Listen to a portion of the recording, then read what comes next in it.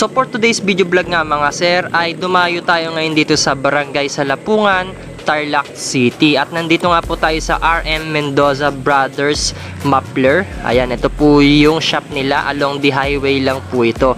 Nag-PM po kasi sa akin si Boss Roel Mendoza at bibigyan tayo ng RM Racing Open Pipes. Tapos, ayan, ito-tour vlog ko muna kayo. Kasama ko nga pala yung pinsan ko na si Yani. Ayan, shoutout kay Yani.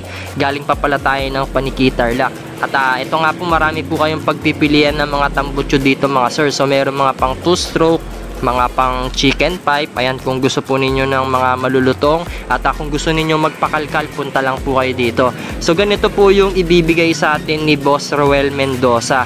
So yung RM Racing Open Pipes. Tapos yung naka high mount po yung ibibigay niya sa atin. At sa bahay ko na lang po ito sound check at magte-test drive po tayo dyan. Tapos ito po yung mga iba pang parts and accessories niya. Puro stainless po yan mga sir. Kung gusto po ninyo magpasadya, pwede po kayong pumunta dito. At kung gusto nyo magpa-re-elbow, ayan, sa mga sniper, mga raider, marami pong klaseng mga elbow dyan, pati mga canister mga sir. At kung maalala nyo po, sila rin po yung gumawa sa twisted loop ng Ninja ZX25R nung kaibigan natin. Tapos yung mga bumper naman ng mga sasakyan at mga truck mga sir, kayang-kaya din po nilang gawan yan. So pwede po kayong magpasadya, pati po mga gate, ayan, mga grills, pwede po kayong magpasadya dito mga sir. At kung gusto rin po ninyo magpaukit ng mga letra, yung mga nakikita po ninyo sa mga coffee shop, yan, kayang-kaya po nilang gawin yan. So ito naman po yung mga iba pang klaseng tambutso nila. So meron po silang style bulate. Ayan, napakarami po dito mga sir, magsasawa talaga at mabubusog yung mata mo rito. So ito, shoutout kay sir. Ayan, so kinukuha niya na yung open pipe natin. At kung mapapanood po ninyo dun sa mga previous vlog natin mga sir, nagkakalkal din po sila. Sila po yung mapapanood ninyo na nagkakalkal. Sobrang lutong at kayo na po ang bahalang mamili kung ano pong gustong tunog ninyong ipagawa dito. Kompleto po sila lahat ng mga gamit dito.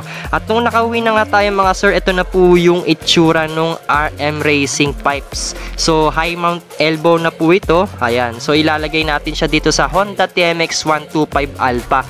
At pwede nga po ito sa mga iba pang pantra, kagaya ng Rusi, Motoposh, ayan, mga iba pang mga motor mga sir, no? At ire-elbow na lang yan. Magpapasadya na lang kayo ng elbow. At talagang napakaganda ng pagkaka-welding nito mga sir. Talagang quality talaga. At yung standard size po nito ay 51 mm yung diameter. At dito nga po meron po siyang paglalagyan ng spring. Ayan, sobrang ganda po nito mga sir. At paalala ko lang mga sir, pang motor show po yung mga ganitong klaseng tambutso. Hindi po ito pwedeng pang daily use. Ayan, yung presyo nga po pala nito mga sir, yung full package kasama na po yung silencer, mga bracket, pati tornilyo, ay nasa 3,200 pesos. Pero pagka gusto po ninyong humingi ng discount, i-PM nyo na lang po si Boss Roel Mendoza at bibigyan naman po kayo ng discount nyan. At kung gusto po ninyong magpakalkal pa, mas maganda po, minsanan nyo ng ipagawa yan mga sir. At ito nga po yung bracket nya. So dito natin isasalpak yan mamaya dun sa may shock natin. At dito nga mga sir, sa likod napakaganda rin ng pagkaka-welding, oh. Pati yung pagkakakabit nila rito. Ayan, ito naman po yung bracket na ilalagay natin. So stainless na rin po yan. Bali ganito po natin siya ikakabit. Ayan, mas maganda po kasi yung ganito mga sir kaysa yung sa rubber. Kapag dumadayo po kayo kasi sa motor show tapos gusto po ninyo ng anli bomba, nalulusaw po yung goma, kaya mas maganda po yung may bracket. At kung gusto po ninyong umorder mga sir, ay magbibigay na lang po ako ng link dyan sa description at sa pin comment. At kontakin nyo na lang po si Boss Roel Mendoza at dun sa Facebook fan page nila. So ganito naman yung itsura ng silencer niya mga sir, para kapag ayaw nyo po ng maingay ay pwede nyo pong isalpak yan, tapos ditornilyo po yan mga sir. So meron po siyang butas dito at ilalagay nyo yung nut. At wag nyo nga po pala sanang kakalimutan na i-click yung subscribe button, pati na rin yung notification bell, para sa tuwing nag-upload po tayo ay lagi kayong ma-notify at lagi kayong updated. At syempre kakabit na rin natin yung open pipe natin. So syempre kailangan po natin ng tools. Ayan, shoutout sa Stanley, baka naman. At shoutout din pala sa mekaniko natin, yung bayaw natin na si Dongdong Hilario. So kalagin muna natin yung pipe natin dito.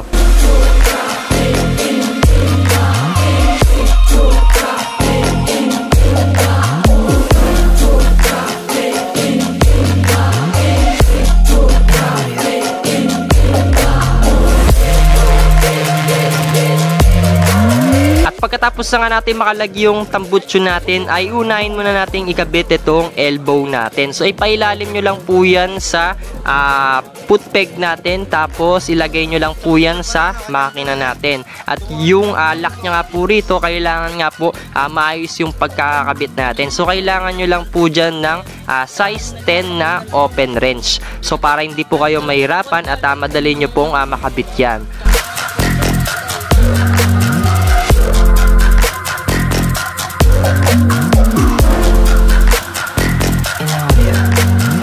Pagkatapos nga niyan mga sir ay yung canister naman na RM Racing Open Pipes yung ikakabit natin dito. So ganito po yung magiging tindig niya kapag ka nakakabit na mga sir. Talagang high mount po siya. At hindi po pwedeng ilagay yung paanong angkas dito mga sir kasi mapapaso po siya. Kailangan nga po kapag ka may angkas po kayo ay nakatagilid po siya. So kalagin na rin natin yung bolts dito at ikabit na rin natin yung pipe bracket natin dito mga sir. So yan, kung makikita po ninyo talagang napakaganda at quality nung pipe bracket natin. So kayo na pong bahalang magtansya dyan kung paloob o palabas nyo ikakabit yung pipe bracket natin. Depende na lang po yan sa gagawin ninyong diskarte. So plug and play na lang po ito mga sir. So yan, higpitan na rin natin yung mga bolts na nilagay natin dito para kapag nag sound check tayo or test drive tayo ay hindi po madaling matanggal yan. At higpitan na rin po natin yan mga sir para sa safety na rin po natin.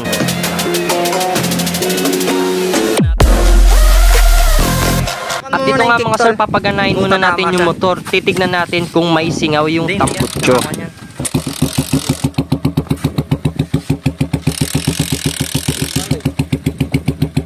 Malayo siya sa akin, no? Kaya nga patayin mo nga muna. Ayan, no, malayo pagkikikik. Malayo. Siya tatama, no? Chinelas lang yung tatama dyan. At pagkatapos nga nyan mga sir ay ilalagay na rin natin yung dalawang spring dito. So kumuha lang po kayo ng alambre tapos binatin nyo lang po yan para maipasok po natin siya dito sa may hook nya rito sa may elbow. At pagkatapos nga po nyan mga sir ay pwede na po natin siyang i-sound check at i-test drive. So ganito na po yung magiging itsura nya. At ayan mga sir, sound check muna natin itong RM Racing Pipes natin. Bomba.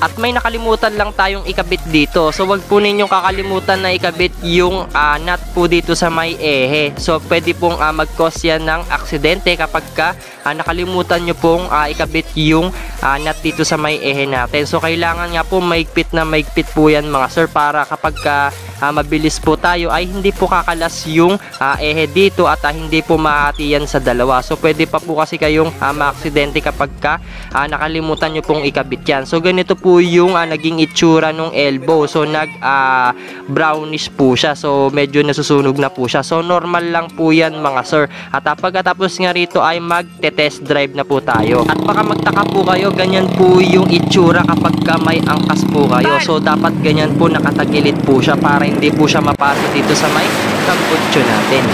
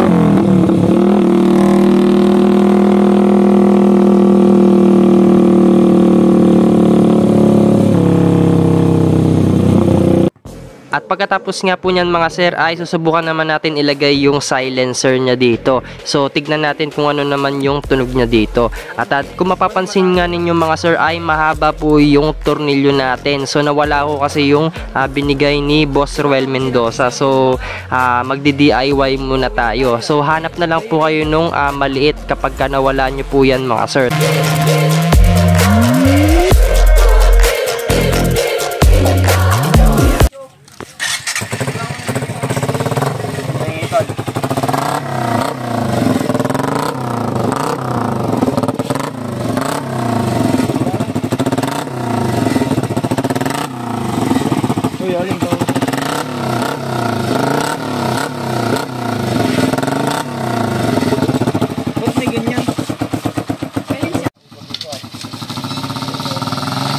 Diyan lang ako sa born again.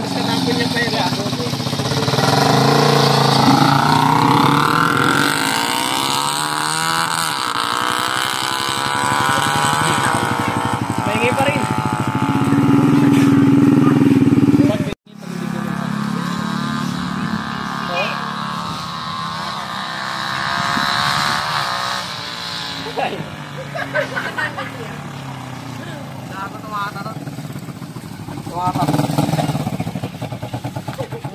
At paalala ko lang mga sir sa mga gusto pong umorder nitong RM Racing Open Pipe, worth 3,200 pesos po siya.